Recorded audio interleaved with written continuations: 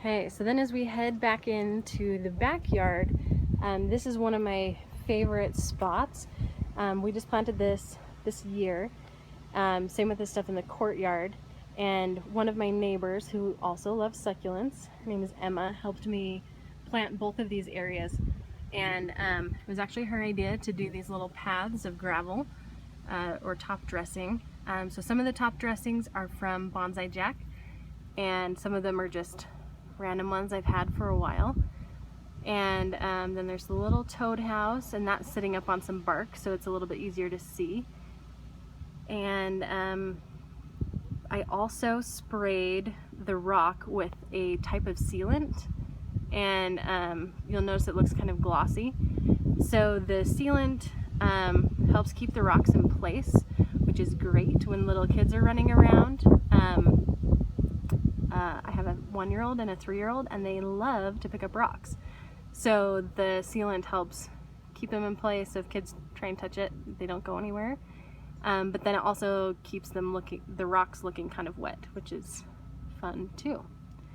Anyway, so that area is doing really well. We planted that about 3 or 4 weeks ago probably, and it is amazing how much it has filled in. I'll post some pictures below of what it looked like when we first planted it. But it has definitely grown a lot.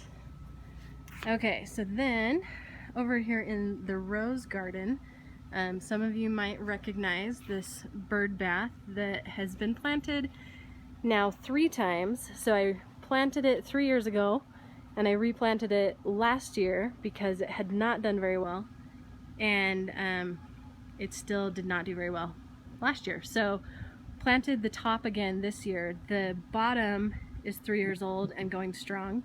You can see that sedum tricolor is really taking off, as well as the other sedum to the left.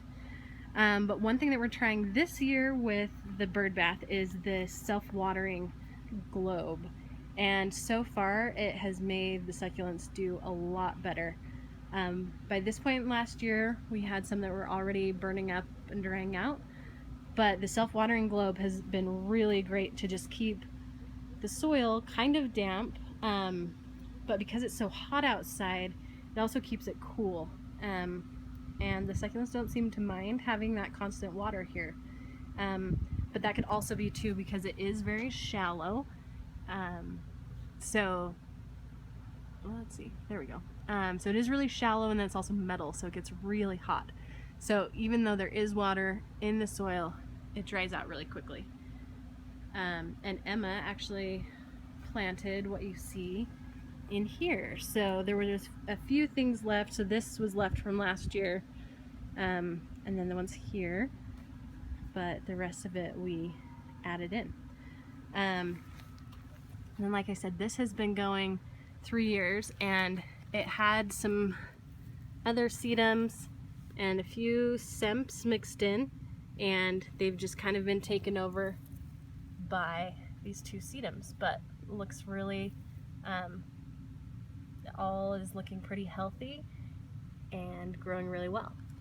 And then over here is this basket I have of succulents. There's just sphagnum moss in it, and then just some semps and sedums, Ophelii, and they are doing extremely well. And again, this one was also planted 3 years ago, and it has been really abused. It's been overwatered, underwatered, in extreme heat.